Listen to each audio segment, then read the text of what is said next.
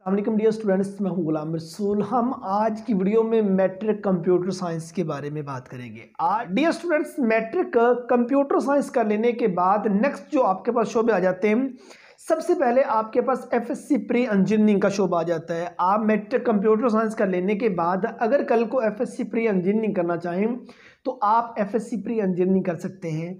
दूसरा नंबर पे dear students, matric computer science students इसलिए करते हैं कि उनका कल को विजन ये होता है, माइंड ये होता है कि हम कंप्यूटर साइंस के फील्ड में कल को मूव कर सके। आप कल को आईसीएस कर सकते हैं। आईसीएस का जो मेजर सब्जेक्ट कम्बिनेशन होता है वो होता है फिजिक्स वाला, जिसमें फिजिक्स, मैथ और कंप्यूटर ये तीन आप इलेक्टिव सब्जेक्ट पढ़ते हैं। मींस कल को आप आईसीएस फिजिक्स कर सकते हैं, आप आईसीएस स्टैट कर सकते हैं, आप आईसीएस इकोनॉमिक्स कर सकते हैं। अब आईसीएस स्टैट क्या है, उसमें डियर स्टूडेंट्स आपने फिजिक्स की जगह पे स्टैट का सब्जेक्ट पढ़ना होता है, और आईसीएस इकोनॉमिक्स जो है तो आपने फिजिक्स की जगह पे इकोनॉमिक्स का सब्जेक्ट पढ़ना होता है। बाकी सारे सब्जेक्ट सेम होते हैं। और उसके बाद ये स्टूडेंट्स आप मैट्रिक कंप्यूटर साइंस कर लेने के बाद आईकॉम कर सकते हैं। मैट्रिक कंप्यूटर साइंस कर लेने के बाद आप डीकॉम अकाउंट्स कर सकते हैं, आप डीकॉम शॉर्ट हैंड कर सकते हैं। मैट्रिक कंप्यूटर साइंस कर लेने के बाद आप एफएआईटी कर सकते हैं, आप उसके बाद एफए कर सकते हैं। मीन्स ये तमाम डिसिप्लिन्स आपके पास आ जाते हैं मैट्रिक कंप्यूटर साइंस का लेने के बाद, जिसमें आप एडमिशन ले सकते हैं। अब इसका बेनिफिट क्या होता है, अगर डियर स्टूडेंट्स आप एफएससी प्री इंजीनियरिंग के सब्जेक्ट को, डिसिप्लिन को चूज करते हैं तो कल को आपके पास कम से कम 200 प्लस डिग्रीज प्रोग्राम आ जाते हैं एडमिशन के लिए। इंजीनियरिंग के जितने शोबे हैं आप उनमें एडमिशन ले सकेंगे। मीन्स अगर आप एफएससी प्री इंजीनियरिंग का डिसिप्लिन चूज करते हैं, आप chemical engineering, electrical engineering, petroleum engineering, ठीक है ना, और उसके बाद जितने भी इंजीनियरिंग शोबे आ जाते हैं तमाम में आप मूव कर सकते हैं। आप अगर कंप्यूटर साइंस के शोबे में जाना चाहें तो एफएससी प्री इंजीनियरिंग के बाद डियर स्टूडेंट्स आप कल को बीएससीएस कर सकते हैं, बीएसआईटी कर सकते हैं, BS software engineering, BS data science, BS artificial intelligence और जितने शोबे हैं। इसी तरह अगर आप आईसीएस इकोनॉमिक्स और आईसीएस स्टैट का सब्जेक्ट चूज करते हैं तो कंप्यूटर साइंस के तमाम शोबे आपके पास मौजूद हैं, सिवाय वो डिग्रीज प्रोग्राम जिसमें फिजिक्स का सब्जेक्ट रिक्वायर किया जाता है। बाकी अप्रोक्सीमेटली कंप्यूटर साइंसेस के शोबे में जा सकते हैं। बीएससीएस आप कर सकते हैं, बीएसआईटी कर सकते हैं, सॉफ्टवेयर इंजीनियरिंग वगैरह आप कर सकते हैं। उसके बाद अगर आप आईकॉम चूज करते हैं तो आईकॉम कर लेने के बाद सीए, एसीसीए वगैरह ये तमाम शोबे आपके पास मौजूद होते हैं। अतः के सीए, एसीसीए, बीबीए वगैरह ये आप एफएससी प्री इंजीनियरिंग के बाद भी कर सकते हैं, आप आईसीएस के बाद भी कर सकते हैं। और उसके बाद आपके पास एफए है, एफएआईटी है, डीकॉम है। इन तमाम शोबों के बाद डियर स्टूडेंट्स अगर हम डीकॉम की बात करें, आईकॉम की बात करें, डीकॉम अकाउंट्स की बात करें, एफए की बात करें, एफआईटी की बात करें, इन डिसिप्लिन्स के बाद आप कल को कंप्यूटर साइंस के किसी शोबे में नहीं जा सकते और ना आप इंजीनियरिंग के शोबे में जा सकते हैं।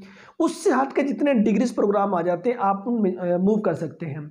अब आपके लिए जो डिसिप्लिन ज़्यादा बेहतर रहेगा डियर स्टूडेंट्स, आप आईसीएस फिजिक्स कर लीजिए या आप एफएससी प्री इंजीनियरिंग कर लीजिए। आईसीएस फिजिक्स ज़्यादा बेहतर है क्योंकि आपने मैट्रिक कंप्यूटर साइंस की, मैट्रिक कंप्यूटर साइंस कर लेने के बाद आप आईसीएस फिजिक्स का सब्जेक्ट अगर डिसिप्लिन चूज कर लेते हैं स्टूडेंट्स, तो कल को आपके पास कंप्यूटर साइंस के सारे शोबे मौजूद होंगे। इंजीनियरिंग तक आप आईसीएस के बाद इंजीनियरिंग के शोबों में जा सकते, chemical engineering, electrical engineering, petroleum engineering वगैरह, इन तमाम इंजीनियरिंग के शोबों में भी आप आईसीएस के बाद जा सकते हैं। पाकिस्तान इंजीनियरिंग काउंसिल की तरफ से नोटिफिकेशन मिल गया था कि आईसीएस फिजिक्स वाला स्टूडेंट इंजीनियरिंग के तमाम शोबों में मूव कल को कर सकते हैं। ठीक है, आपने केमिस्ट्री का सब्जेक्ट नहीं पढ़ा तो कोई बात नहीं, आपको पहले सेमेस्टर में वहाँ केमिस्ट्री का सब्जेक्ट पढ़ा दिया जाएगा।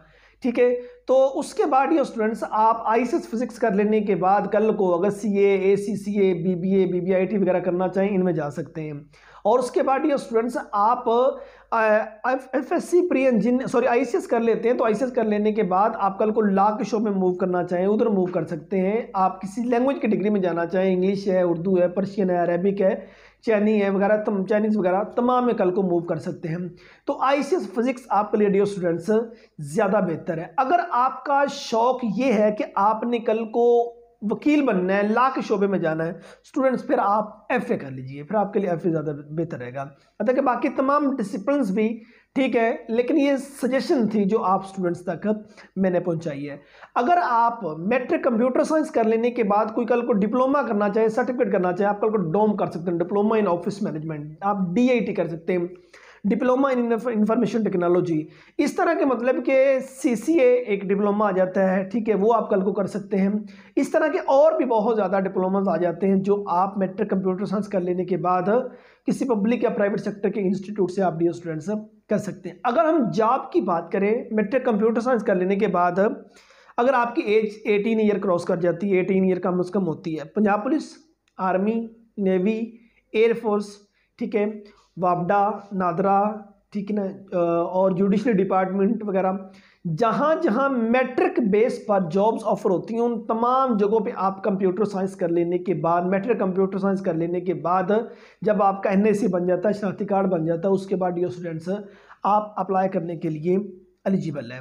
सो ये हमारी आज की वीडियो थी जिसमें हमने बात की मैट्रिक कंप्यूटर साइंस कर लेने के बाद नेक्स्ट शोबों के बारे में। उम्मीद करता हूँ कि आज की वीडियो आप स्टूडेंट को अच्छी लगी होगी।